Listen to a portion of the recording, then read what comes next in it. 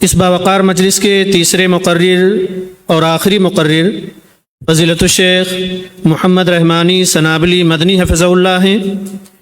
آپ Maulana Abul Kalam Azad Islamic awakening centre کے صدر ہیں اور اپنے والد محترم علامہ عبدالحمید رحمانی رحمہ اللہ کی طرح منہج سلف کی غیرت کے لیے جانے جاتے ہیں اور اپنے والد محترم کے مشن کو لے کر مخالف ہواؤں کے باد سرسر میں آگے بڑھ رہے ہیں۔ یقیناً اس پرآشوب دور میں اپنے بزرگوں کی علمی و دعوتی تراث کو زندہ رکھنا اور اس کو نامساعد حالات کی رو میں لے کر کے آگے بڑھنا آسان نہیں ہوتا ہے۔ آپ روایتی اسلوب سے ہٹ کر اپنے فطری لب و لہجے میں بات کرتے ہیں۔ میں چونکہ وقت بہت کم ہے، میں شیخ محترم سے گزارش کرتا ہوں کہ آپ تشریف لائیں اور اپنے خطاب سے ہم سامعین کو مستفید فرمائیں۔ فضیلت الشیخ محمد رحمانی سنابلی مدنی حفظہ اللہ۔ آپ کا موضوع ہے عصر حاضر کے چیلنجز اور داعی کا کردار۔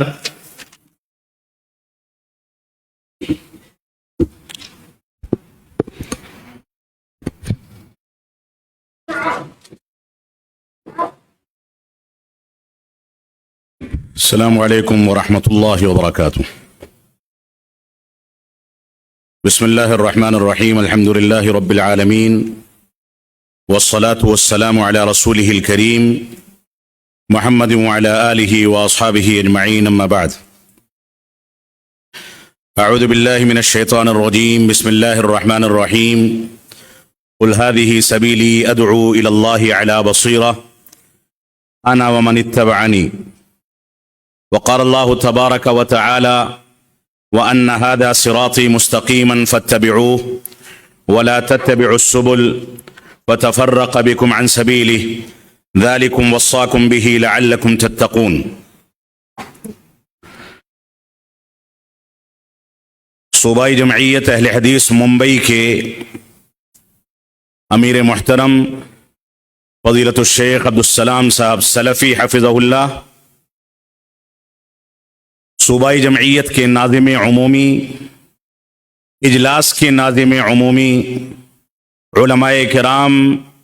اسٹیج پر موجود ذمہ داران اور علماء، اور اس مجلس میں پوری ممبئی بلکہ ممبئی کے باہر کے وہ موتی اور ہیرے جو جماعت اہل حدیث کے لیے سرمایہ ہیں،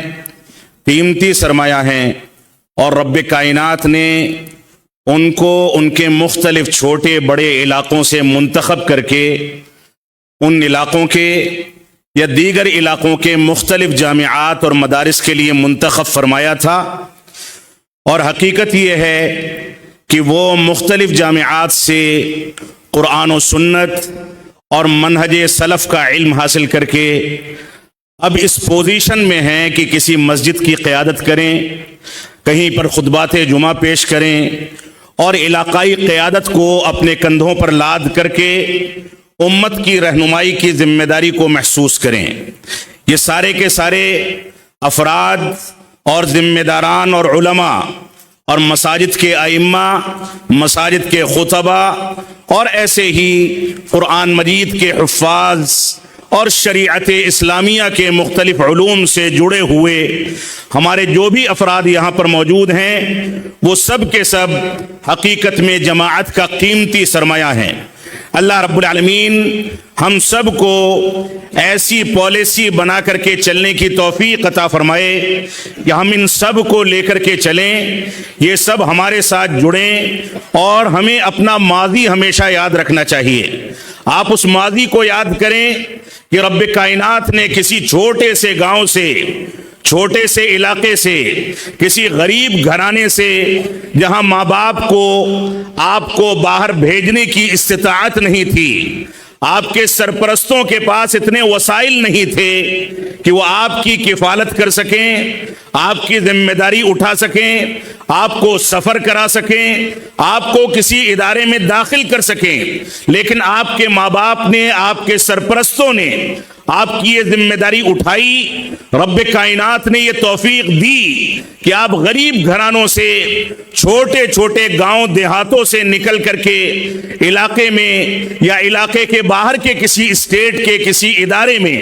کسی جامعہ میں، کسی مدرسے میں یا کسی تعلیمی ادارے میں جا کر کے داخل ہوں، یہ رب کائنات کی وہ عظیم نعمت تھی جو ہم سب میں سے کسی نہ کسی پر نازل ہوئی۔ رب کائنات نے اپنی ان نعمتوں سے ہم کو بہرور کیا، ان نعمتوں سے نوازا، تو رب کائنات کی نوازشیں اور اس کے انعامات ہمارے اوپر جس قدر ہیں اسی قدر ہماری ذمہ داریاں عظیم ہو جاتی ہیں۔ رب کائنات نے یہ انتخاب اس وجہ سے نہیں فرمایا تھا کہ ہم تعلیمی اداروں میں جانے کے بعد منہج سلف کو ضائع کر دیں۔ رب کائنات نے یہ انتخاب اس لیے نہیں فرمایا تھا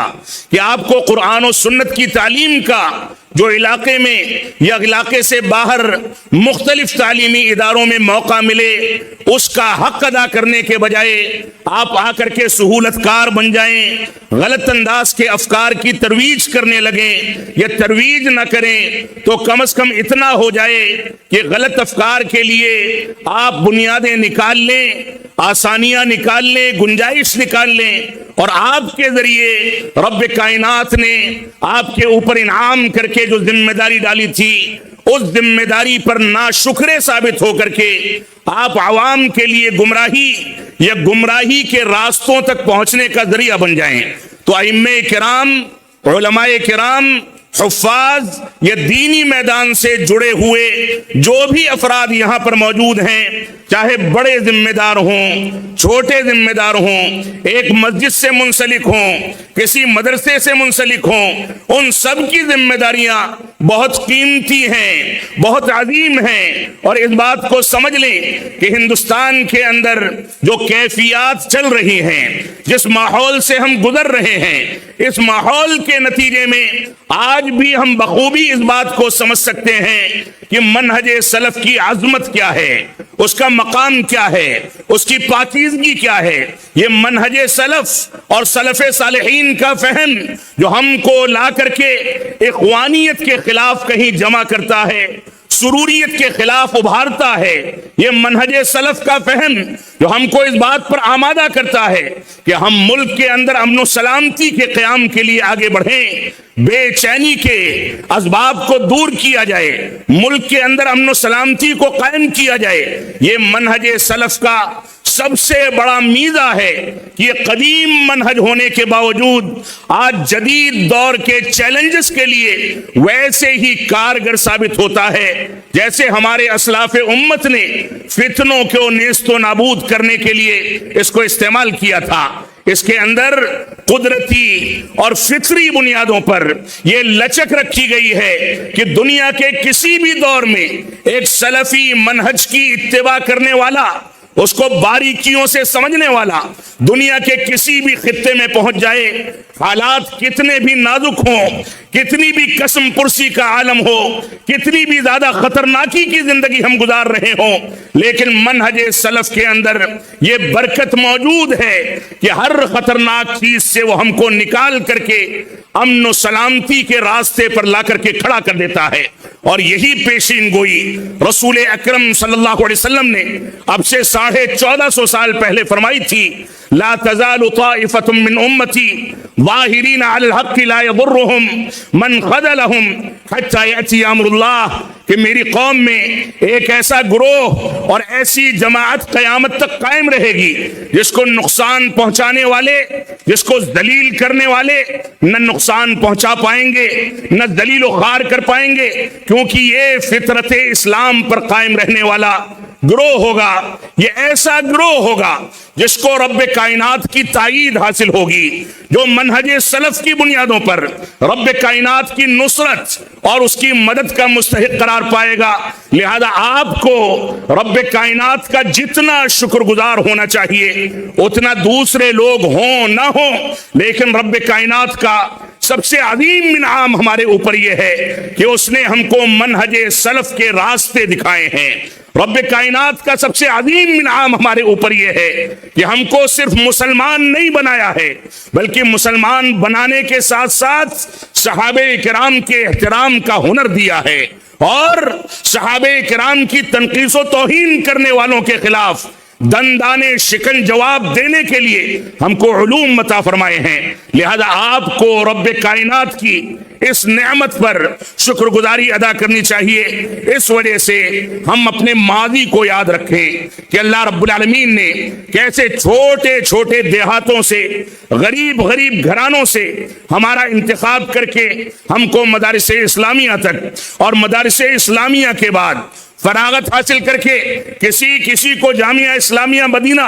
اور سعودی عرب کے جامعات تک پہنچایا۔ وہاں سے فراغت کے بعد اس نے ہم کو یہ ماحول دیا کہ ہم مسجد میں بیٹھ کر کے کسی کی تربیت کر سکیں، کسی کو منہج سلف کا درس دے سکیں۔ یہ رب کائنات کی عظیم نعمت ہے۔ اس عظیم نعمت پر شکر گزاری کا جذبہ کیا ہونا چاہیے، آپ کو اس کا محاسبہ کرتے رہنا چاہیے۔ اس وجہ سے ہم اس بارے میں غور و تدبر کرتے رہیں، اور ممبئی کی اس سرزمین سے ہمارے جو دعات جڑے ہیں ان کے لیے ایک عظیم نعمت مزید ہے۔ وہ عظیم نعمت یہ ہے کہ یہاں پر دوسرے صوبوں کے طریقے سے، دوسرے علاقوں کے طریقے سے جمعیتیں اس انداز کے جرائم کا شکار نہیں ہیں جو منہجی بنیادوں پر ان کی جانب انگلیاں اٹھانے پر مجبور کر سکتی ہوں۔ یہ رب کائنات کا فضل و کرم ہے کہ منہجی بنیادوں پر بمبئی کی سرزمین میں آپ کے لیے حالات سازگار ہیں، آپ کو آزادی ہے کہ اس کی بنیاد پر آپ آگے بڑھیں، اس کی دعوت کو آگے بڑھائیں۔ یہ رب کائنات کا ایک اور انعام ہے جو ممبئی کی سرزمین پر ہمارے دعات کو حاصل ہوتا ہے۔ رب کائنات ہم کو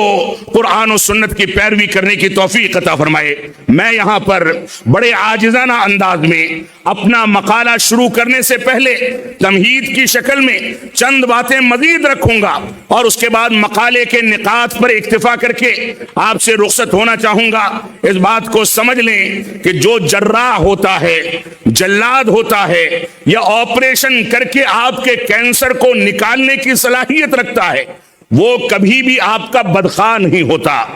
اگر آپ پر کسی نے سخت کلامی کی ہے، آپ کے اوپر کسی نے تردید کی ہے، کسی نے جرح کی ہے، کسی کی فکر کے بارے میں کسی نے تردید کر کے تنقید کی ہے کہ فلاں فکر ہمارے معاشرے کے لیے، سلفی منہج کے لیے نقصان دہ ہو سکتی ہے، تو بجائے اس کے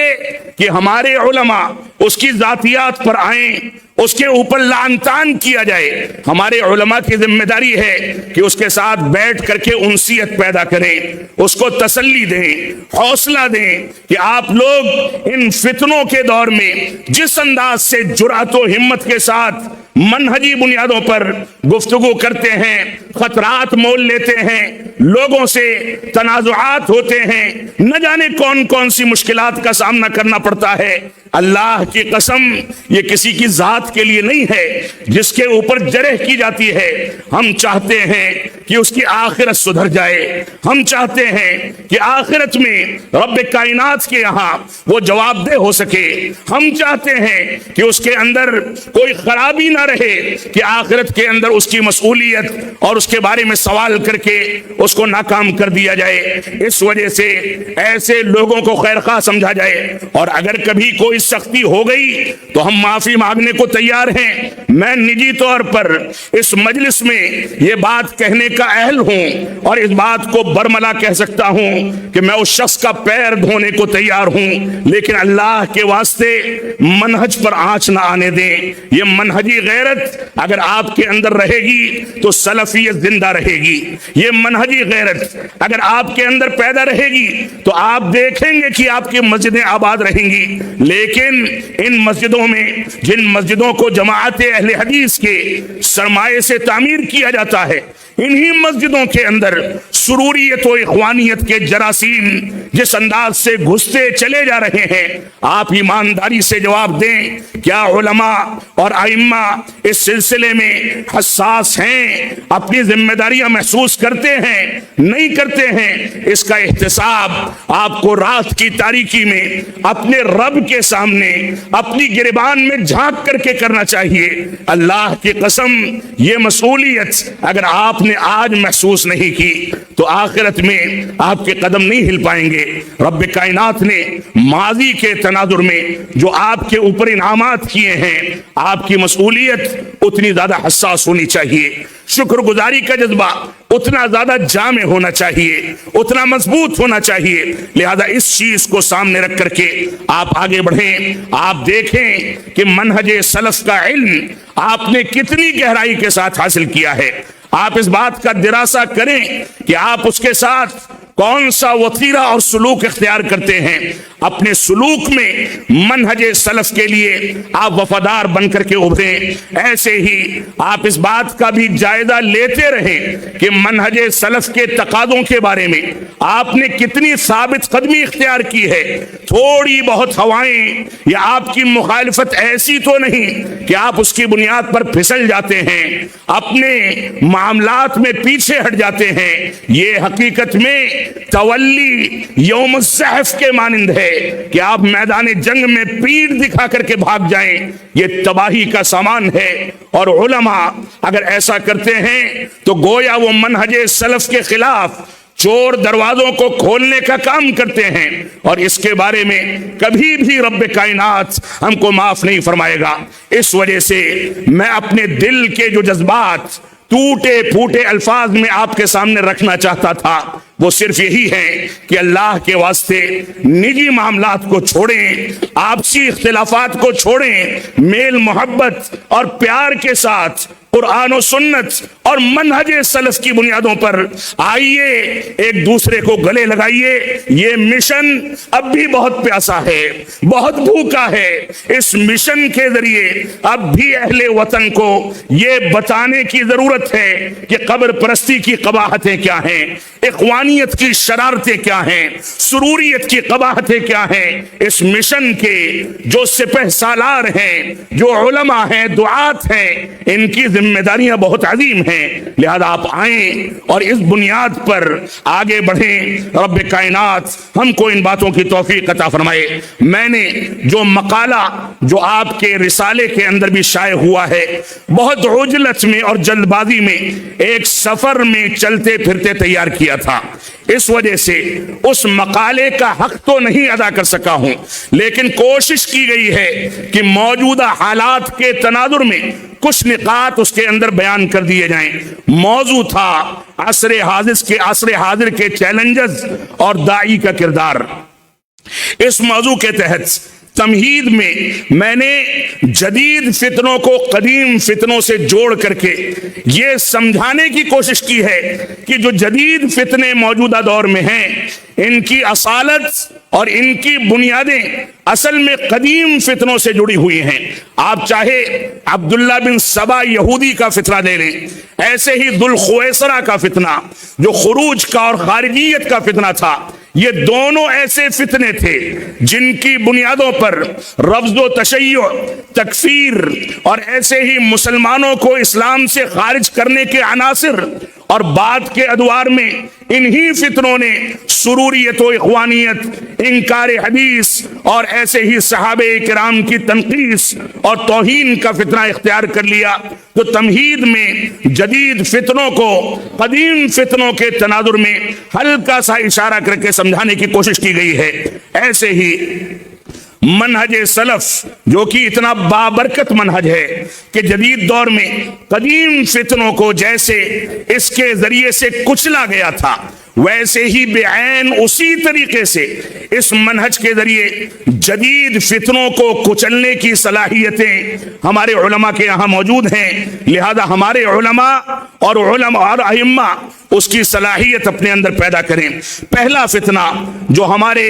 इस दुनिया के अंदर या उम्मत इस्लामिया में वजूद में आया, वो दुल खुवैसरा का फितना था, खवारिज का फितना था। بعد میں اسی فتنے کو امتداد دینے والے یا بڑھاوا دینے والے قرضاوی اور ہندوستان میں اردو بولنے والوں میں ڈاکٹر اسرار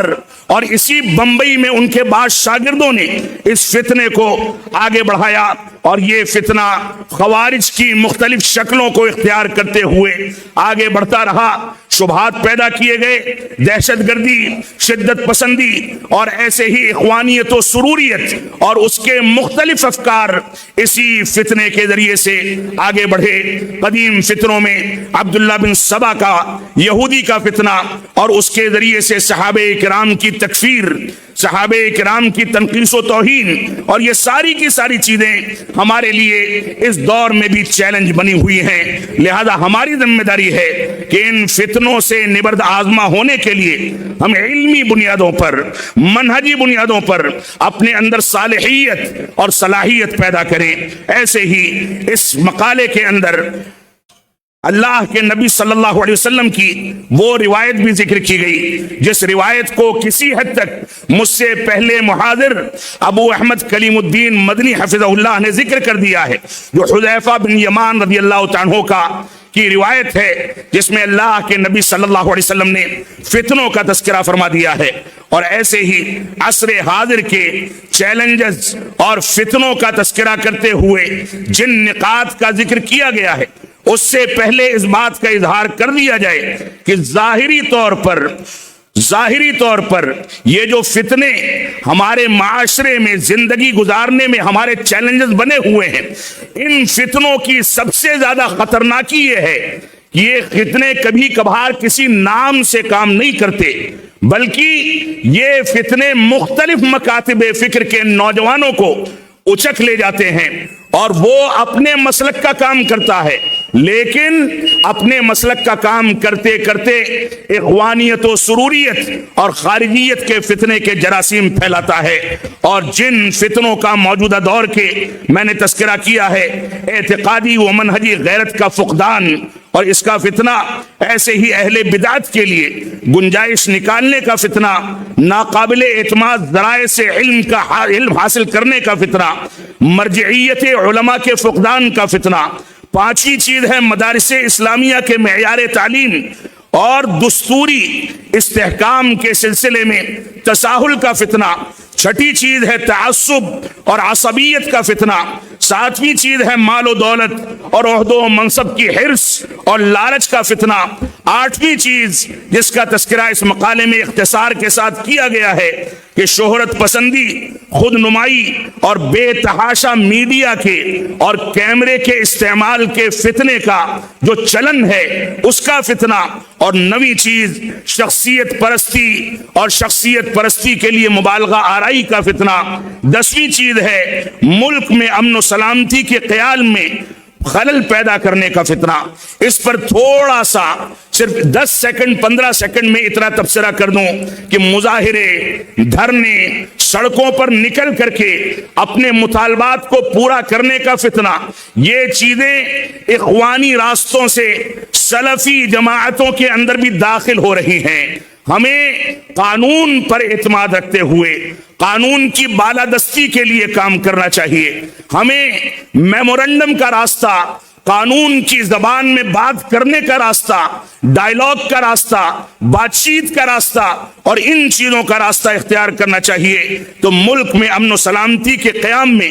خلل پیدا کرنے کا فتنہ یہ بھی ہماری جماعت میں کسی حد تک داخل ہو چکا ہے۔ 11واں فتنہ جو اس مقالے میں اختصار کے ساتھ بیان کیا گیا، تواضع کے فقدان اور کبر و تعلی کا فتنہ۔ اگر کسی کے اندر علمی تعلی ہے، وہ یہ سمجھتا ہے کہ میں بہت قابل ہوں، تو ایسی صورت میں گویا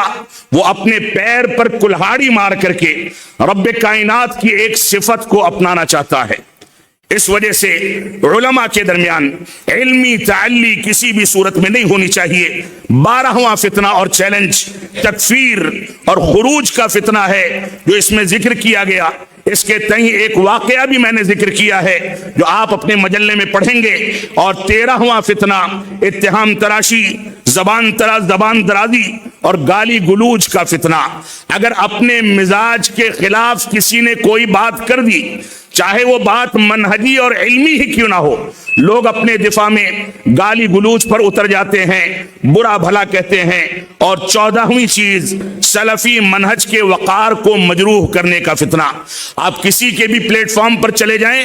کسی کو بھی اپنے پلیٹ فارم پر بلا لیں، غیر منہجی لوگوں کا ساتھ دیں، یہ سارے کے سارے فتنے آج ہمارے معاشرے میں عام ہوتے چلے جا رہے ہیں۔ رب کائنات ہم کو قرآن و سنت کی پیروی کرنے کی توفیق عطا فرمائے۔ ہمارے علماء، ہمارے دعات، یہ ہماری جماعت کا اور ملک کے مستقبل بلکہ پوری دنیا کے مستقبل کا سب سے قیمتی سرمایہ ہیں۔ آپ اپنی اہمیت کو سمجھیں، اپنے مقام کو سمجھیں، اپنے عزت و وقار کو سمجھیں۔ آپ کو رب کائنات نے انبیاء کا وارث بنایا ہے، لہذا انبیاء کے منہج اور انبیاء کے مشن کو آگے لے کر کے چلیں۔ اگر آپ انبیاء کے وارث ہیں اور اس کے باوجود آپ باطل افکار کو لے کر کے چلتے ہیں تو سوچیں اس انبیائی مشن میں آپ کتنی بڑی خیانت کر رہے ہیں۔ رب کائنات ہم کو ان باتوں پر غور و تدبر کرنے کی توفیق عطا فرمائے۔ وصلی اللہ علی نبینا محمد وعلی آلہ وصحبہ وسلم۔ والسلام علیکم ورحمۃ اللہ وبرکاتہ۔